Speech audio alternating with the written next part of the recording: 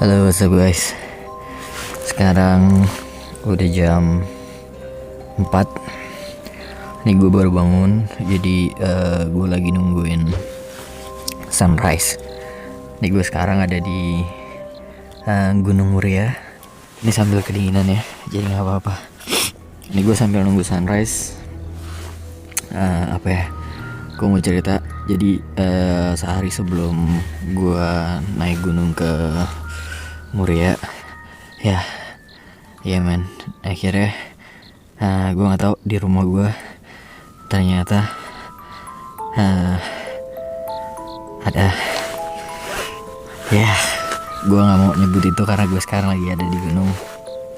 Jadi gue mau nyeritain aja ceritanya seperti apa. Sebenarnya ini adalah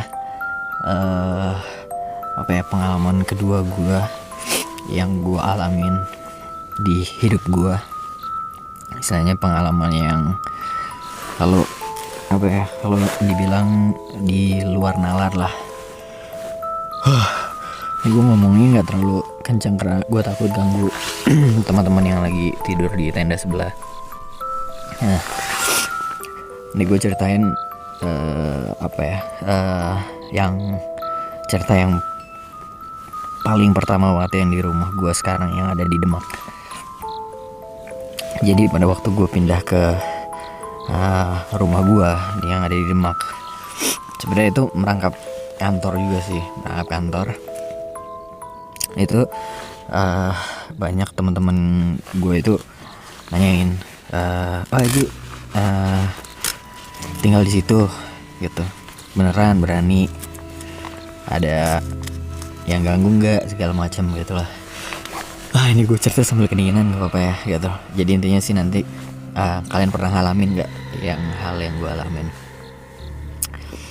Gue bilang nggak ada, aman, semuanya aman gitu. Gue udah sekitar mungkin 6 bulan gue tinggal di situ, dan nggak ada pernah terjadi satu insiden yang aneh-aneh sampai dengan hari kemarin sebelum gue naik ke sini ke Gunung Muria. Ini beberapa teman gue aja sih yang gue ceritain gitu. Cuman akhirnya gue pengen sharing ke kalian. Ini cerita nyata.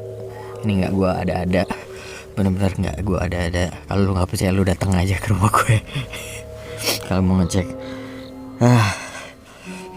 Jadi ceritanya itu hari itu sebenarnya waktu itu kalau nggak salah hari apa ya, hari Kamis berarti. Waktu itu hari Kamis malam Jumat tepatnya. Gue nggak tahu kenapa pas tepat di malam Jumat.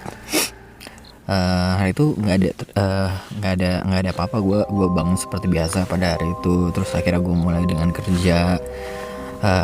Gue ketemu klien-klien gue ketemu mitra-mitra segala macam, aman semuanya. Sampai pada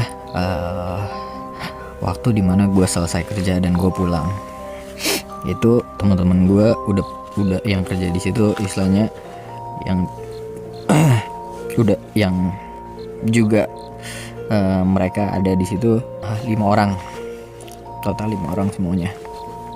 Nah, mereka emang sempet cerita terkait tempat itu gitu kan. Karena dia tahu gue bikin YouTube kontennya horor.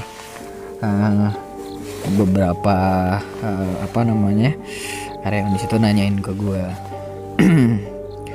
Pak Panji ada pernah ngalamin hal-hal aneh nggak di sini gitu kan dulu? Tapi nggak ada, gue bilang gitu kan, aman kok, aman aja gitu. Sampai akhirnya hari Kamis itu terjadi.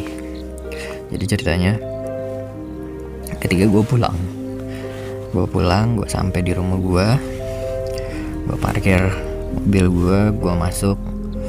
Itu kan dikunci, pintunya udah dikunci sama teman gue karena dia udah pulang duluan, karena memang itu gue pulang sekitar jam 7. Nah ini kejadian terjadi sekitar jam 7 atau nggak setengah 8, sekitar range itu, gue agak lupa jamnya, pokoknya antara jam 7 sampai jam 8.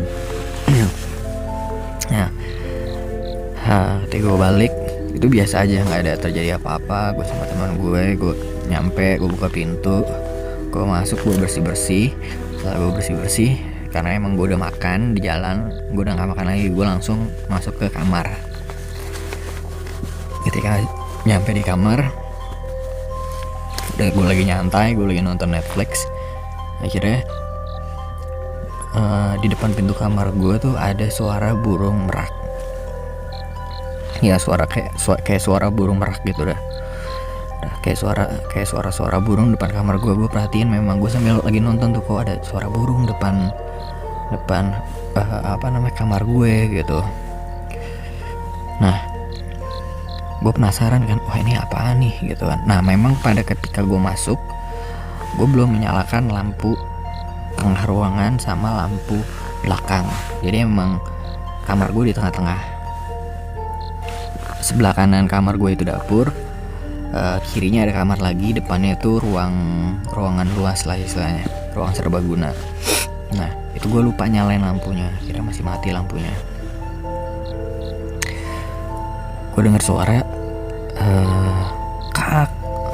kak gitu kan, mirip suara burung merak lah. Kira, wah ada suara burung merak nih. Gue buka pintu kamar gue lihat, wah nggak ada. Gue tutup lagi. Gue penasaran sih awal sebentar, terus gue lanjut nonton lagi kan. Nah, pada saat lanjut nonton itu ada suara burung merak itu lagi, dan ada suara kayak krek kencang banget. Nah, itu gue langsung bangun, asli gue langsung bangun. Wah, ini ada seseorang nih pasti nih. Kayak gue keluar gue lihat lagi, wah nggak ada. Gue nyalain lampu. Dan anehnya di situ, di ruang tengah itu memang ada kulkas, dan gue tahu kulkas itu rapet, gue nggak buka sama sekali. Nah, anehnya kulkas itu pintunya kebuka, men. Gue langsung anjir, ini kulkas itu kan pintunya ada magnet, ya kan, ada magnet. Kalau misalnya dibuka harus menggunakan sedikit tenaga. Jadi kalau kebuka aja nggak mungkin, itu harus pakai sedikit tenaga, kita dorong baru dia bisa kebuka.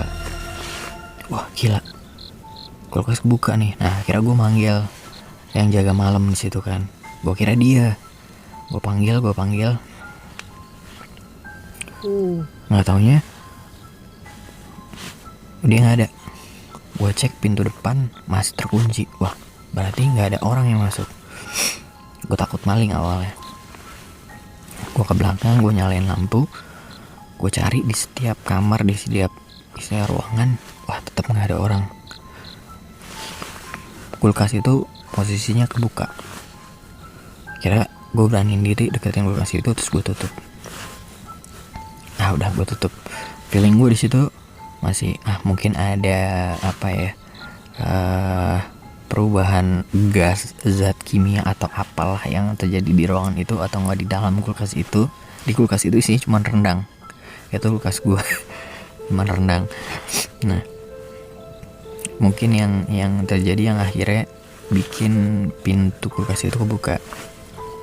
Gue tutup, gue balik lagi ke kamar. Gak lama pas gue duduk, gue mau nonton, krek, buka bunyi lagi. Wah gila, bunyi kayak tadi. Gue langsung buru-buru keluar lagi, dan gue liat kulkas itu buka lagi, men. Anjir, gue di situ langsung, what? Gila, ini ada apaan nih? Gila. Di situ gue langsung bilang, memang ya oke. Kalau emang ada seorang, ada siapa, tolong perlihatkan gitu loh, jangan saling ganggu gitu. Silakan kalau kalian memang mau tinggal di sini, silakan, tapi jangan saling ganggu. Gue gituin aja langsung. Nah, itu gue akhirnya pada saat kebuka kulkas itu untuk yang kedua kalinya, gue udah merinding.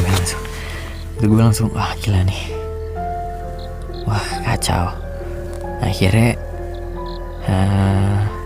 gue ingat omongan teman-teman gue dan yang pernah tinggal di situ sebelumnya gitu kan.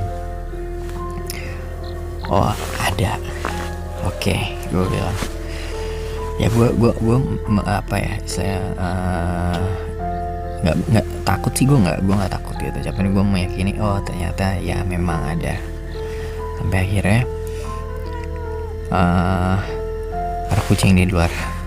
Sampai akhirnya ya udah, gue balik lagi, gue tutup lagi kulkasnya, gue balik lagi ke kamar. Gue balik lagi ke kamar, dan besoknya gue tanya ke temen gue, lu dateng nggak nih waktu jam segitu?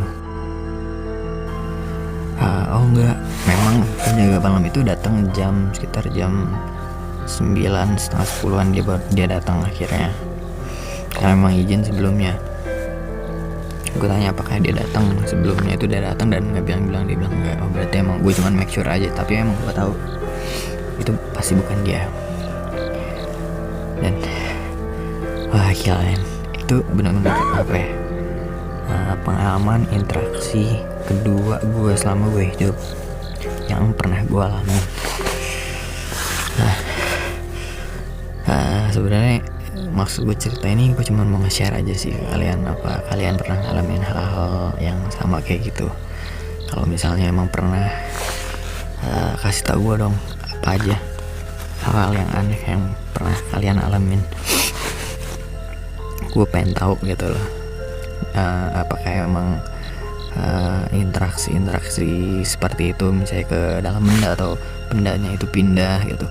Nah, pernah ada cerita juga ketika ada yang kerja di situ dulu sebelum gua. Itu ketika dia kerja itu di depannya ada berkasnya itu langsung kayak melayang gitu kan, naik terus dia jatuh lagi, naik terus dia jatuh lagi gitu, kayak gitu.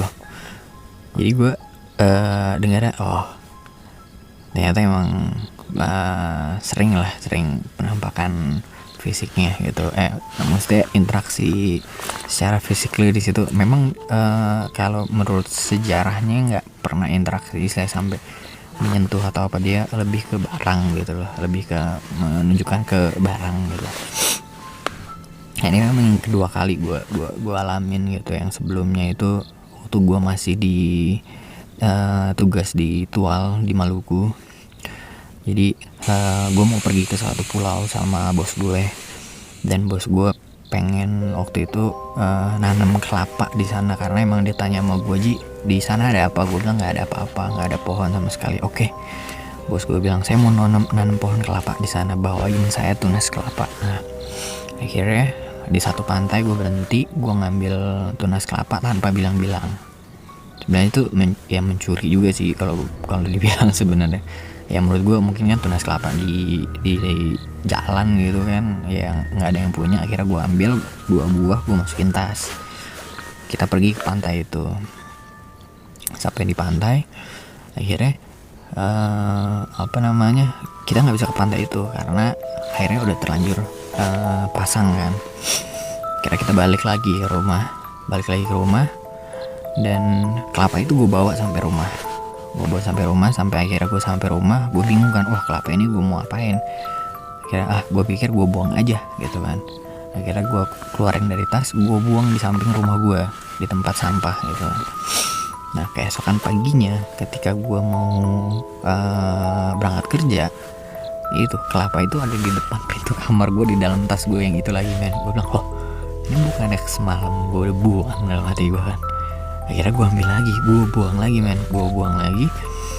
Setelah gue buang, besoknya pagi pas gue mau berangkat kerja lagi, ada di tempat yang sama dan di dalam tas gue juga. Wah gila. Dan itu sampai 3 kali gue ulang, gue buang lagi 3 kali dan dia ke situ. Dan ini udah nggak beres. Akhirnya gue telepon teman gue yang memang warga asli situ. Wah gimana gini segala macam. Memang kan Maluku itu terkenal dengan negeri para raja-raja ya kan. Akhirnya gue disuruh ngubungin raja desa setempat gue ngambil kelapa itu. Gue telepon, gue kasih tahu ceritanya bahwa begini gue ngambil kelapa, dan akhirnya dia minta, wah harusnya gue izin dulu sama dia ternyata tuh, karena gue nggak izin gitu. Nah dia minta gue datang bawa kelapa itu ke dia. Gue bilang minta maaf, akhirnya terus gue balikin lagi kelapanya ke tempat gue ambil gitu. Akhirnya gue datang, gue bawa kelapanya, gue bilang ke dia, gue minta maaf, ini niat gue sebenarnya baik gitu kan, gue mau nanam pohon kelapa ini di suatu pulau, dia memaklumi dan akhirnya nyuruh gue untuk naruh apa itu di tempat di mana gue ngambil. Akhirnya gue ambil dan gue taruh, dan udah nggak datang ke rumah gue lagi kelapanya. Itu adalah dua apa ya, pengalaman mistis gue selama gue hidup, yang ada istilah interaksi di benda lah, dua itu. Memang apa ya cukup menganehkan sih. Gue istilahnya percaya nggak percaya, tapi ya yang benar-benar terjadi. Nah, kalau kalian apa nih pengalaman kalian, kasih tau gue ya.